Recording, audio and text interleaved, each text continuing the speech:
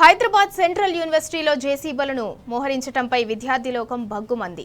400 ఎకరాల భూమిని ఎందుకు విక్రయిస్తున్నారని స్టూడెంట్స్ మండిపడ్డారు. భూమి విక్రయాన్ని వ్యతిరేకిస్తున్న విద్యార్థులపై కేసులు పెట్టడాన్ని తీవ్రంగా ఖండించారు. భూ విక్రయ నిర్ణయాన్ని వెంటనే వెనక్కి తీసుకోవాలని స్టూడెంట్స్ డిమాండ్ చేశారు. ఇక ఇదే అంశానికి సంబంధించి మరింత సమాచారం మా ప్రతినిధి రంజిత్ అందిస్తారు. భారీగా పోలీస్ మోహరింపు జరిగింది. దానితో పాటుగా నిన్న ఉగాది పండుగ ఉన్న ఆ పండుగ రోజు కూడా హాస్టళ్లతోని దానితో పాటుగా చుట్టూరా హెచ్సియు మధ్యలో కూడా పోలీసులంతా మోహరించేసి 40 జేసీబీలతో ఇక్కడ ప్రాంగణానికి సంబంధించినందు కూడా క్లీన్ చేయడం జరుగుతుంది. దానికి గల కారణాలు అంటే విద్యార్థులకు సంబంధించిన ల్యాండ్ను ఇక్కడ rock lakh and peacock lakh లాంటివి కూడా లేక్ లాంటివి ఇక్కడ ఉన్నవి. అయినా సరే ఇక్కడ గ్రీనరీ ఉన్న ఇవన్నీ పట్టించుకోకుండా రేవంత్ రెడ్డి సర్కార్ ఈ క్లీన్ని ఎట్ ది సేమ్ టైం పచ్చదనంతో కూడిన లాంటి ఈ హైదరాబాద్ సెంట్రల్ యూనివర్సిటీని 400 ఎకరాలను అమ్మకానికి పెడుతుందని చెప్పేసి విద్యార్థులందరూ కూడా ధర్నాకు దిగారు. మనతో పాటుగా కొంతమంది విద్యార్థులు ఉన్నారు. చెప్పండి, ఇక్కడ పరిస్థితులు ఏంటిది? నిన్న చూసుకున్నట్లయితే ఆల్రెడీ ఇక్కడ ఉన్న విద్యార్థులను అరెస్టు చేశారు. దాన్ని మీరు ఏ విధంగా కూడా చూస్తున్నారు? నిన్న యూనివర్సిటీకి చెందిన 58 మంది విద్యార్థులను అరెస్ట్ చేయడం అనేది చాలా బాధాకరం. ఈ 400 ఎకరాల భూమి ఏదైతే ఉందో గత అంటే యూనివర్సిటీ కేటాయింపు నుంచి ప్రారంభం నుంచి 2004 వరకు జరిగిన వ్యవహారాలలో యూనివర్సిటీ నుంచి 400 ఎకరాల భూమి తీసుకున్నారు. ఒక దగ్గర నుంచి 140 ఎకరాలు, ఇంకో దగ్గర నుంచి 220 ఎకరాల భూమిని. ఆ 400 ఎకరాల భూమికి కాంపన్సేషన్గా ఇస్తామని చెప్పేసి అనుకున్న 400 ఎకరాల ఇంకొక దగ్గర ఇస్తానని అనుకున్న భూమి అది ఇప్పటివరకు కేటాయించలేదు. ఇప్పుడు ఏదైతే 400 ఎకరాల భూమి ఉందో అది ప్రభుత్వం అని అంటుందో ఆ భూమి తిరిగి యూనివర్సిటీకే ఇవ్వాలి కాంపన్సేషన్ కింద గత ప్రభుత్వాలు ఒప్పుకున్నప్పుడు. సో ఆ భూమి మాది మాత్రమే అని చెప్పేసి మేము దీన్ని చాలా స్పష్టంగా తెలియజేస్తున్నాము. దీనికి సంబంధించి నిన్న పండగ సందర్భంగా ఆదివారం రోజు చాలామంది విద్యార్థులు వారి పండుగలలో నిమగ్నమై ఉన్న సందర్భంలో జేసీబీలను కానీ బుల్డోజర్లను కానీ తీసుకొచ్చి పనులు ప్రారంభించారు. దీన్ని అడ్డుకోవడానికి ప్రశ్నించడానికి వెళ్ళిన చాలామంది విద్యార్థులని అరెస్ట్ చేసి పోలీస్ స్టేషన్లలో బంధించారు. సో ఇలాంటి కార్యక్రమాలు చాలా దారుణం. ఎందుకంటే విశ్వవిద్యాలయాలు తెలంగాణ రాష్ట్రానికి చాలా అవసరం. అందులో ఇట్లాంటి ప్రతిష్టాత్మకమైన విశ్వవిద్యాలయం ఇంకా చాలా అవసరం. కాబట్టి దీన్ని గుర్తుంచుకొనైనా రేవంత్ రెడ్డి ప్రభుత్వం సిగ్గు తెచ్చుకొనైనా విశ్వవిద్యాలయాల భూములు లాక్కోవాలనుకునే ఆలోచనను విరమించకుండా మంచిదని చెప్పేసి తెలియజేస్తున్నాను. చెప్పండి, ఇక్కడ అంటే గత ప్రభుత్వంలో వచ్చేసి ఇక్కడ యూనివర్సిటీకి అనేది ఏ విధంగా ఉంది? తెలంగాణ వచ్చిన తర్వాత మొదటిసారిగా కాంగ్రెస్ సర్కారు ఇలాంటి పాలనకు పాల్పడుతుంది. దానిపైన ఏ విధంగా ఖండిస్తారు?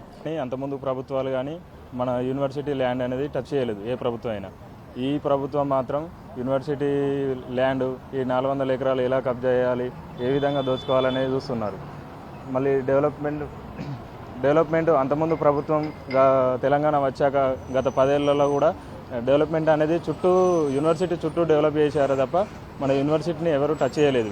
ఈ ప్రభుత్వం ఇప్పుడున్న రేవంత్ రెడ్డి రియల్ ఎస్టేట్ చేసిన వ్యక్తి కాబట్టి ఎక్కడ కబ్జా చేద్దాం, ఎక్కడ కమిషన్లు వస్తాయి, ఏ విధంగా అయితే దోచుకోవాలనేది చూస్తున్నాడు తప్ప మనకు అదే ప్రజల మీద పాలన వదిలేసి ఎక్కడ కమిషన్లు వస్తాయి, ఎక్కడ కబ్జాలు చేద్దామని ఆలోచిస్తున్నాడు తప్ప ఇది తీవ్రంగా మేము ఖండిస్తున్నాం.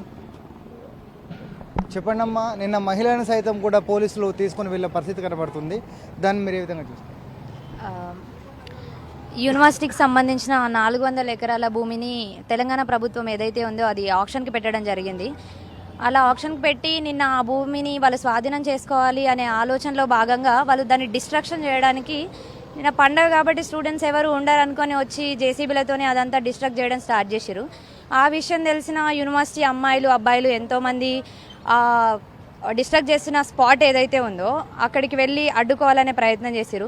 అట్లా అడ్డుకోవాలనే ప్రయత్నం చేసిన అమ్మాయిలని అబ్బాయిలని అందరినీ ఇష్టం వచ్చినట్లుగా ఈడ్చుకెళ్ళిరు. అమ్మాయిలు అనే ఒక భావన లేకుండా వాళ్ళని అతి కిరాతకంగా ఈడ్చుకెళ్ళిన దృశ్యాలు మీరు చూసే ఉంటారు. ఇలా అలాగే ఆ 400 ఎకరాల భూమి ఏదైతే ఉందో అందులో అనేక రకాల ప్రాణులు జీవనం ఉంటున్నాయి.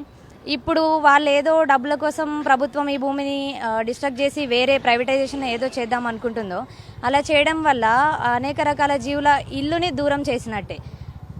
ఆ ఇల్లు దూరం చేసి అట్లా ప్రాణులను ఇబ్బంది పెట్టాలి అనుకునే ఆలోచన కరెక్ట్ కాదు. యూనివర్సిటీ భూములని యూనివర్సిటీకి ఇవ్వాలని మేము కోరుకుంటున్నాం. చెప్పండమ్మా, ఇప్పుడు ఈ యూనివర్సిటీకి సంబంధించిన ల్యాండ్ను ఆల్రెడీ ఏంటంటే అమ్మకాన్ని పెట్టి యాక్షన్ చెప్తున్నారు. దానిపైన మీ అభిప్రాయం ఏంటి?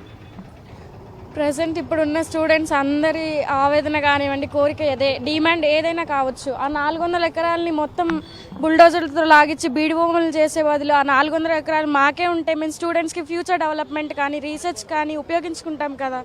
ఇలా చేయడం వల్ల అక్కడ మీరు అంటున్నారు ఎటువంటి జంతువులు లేవని, కానీ అక్కడ నెమలి, జింకలు, చాలా ఎన్నో రకాల ప్రాణులు ఉన్నాయి. వాటన్నిటిని కూడా ఎందుకు అన్యాయం చేయడం? అదే ఉంటే మేమే తర్వాత ఎప్పుడైనా ఉపయోగించుకోవచ్చు కదా. ఇక్కడ దాదాపు 400 ఎకరాల స్థలాన్ని ఇక్కడ చదువుకునే 5 నుంచి 6 వేల మంది విద్యార్థులు ప్రతిరోజు అంటే ఇక్కడ పచ్చదనంలో కూర్చొని చదువుకోవడము, దాంతోపాటుగా ఇక్కడ ఉన్న వన్యప్రాణులు కావచ్చు, రాక్ లేక్, దానితో పాటుగా వచ్చేసి ఇక్కడ పికాక్ లేక్ లాంటి ప్రాంతాలు కూడా ఇక్కడ ఉన్నాయి. కానీ గవర్నమెంట్ మాత్రం 400 ఎకరాలకు సంబంధించిన యూనివర్సిటీ ల్యాండ్ ఉన్నా దానిని ఖచ్చితంగా ఆక్షన్ పెట్టాలని చెప్తున్నారు. అంటే ఇప్పటికైనా రాష్ట్ర ప్రభుత్వం ఆల్రెడీ విద్యార్థి సంఘాలను అరెస్టులు చేసి మహిళలతో సహా కూడా పోలీస్ స్టేషన్లకు తీసుకెళ్లినా మేము ఎట్టకేలకు యూనివర్సిటీకి సంబంధించిన ల్యాండ్లను యూనివర్సిటీకే ఉంచాలి, ఎట్టి పరిస్థితుల్లో దీన్ని అమ్మకానికి పెడితే విద్యార్థులు ఊరుకోమని చెప్తున్నారు. కెమెరామెన్ శివతో రంజిత్, టీ న్యూస్, హైదరాబాద్.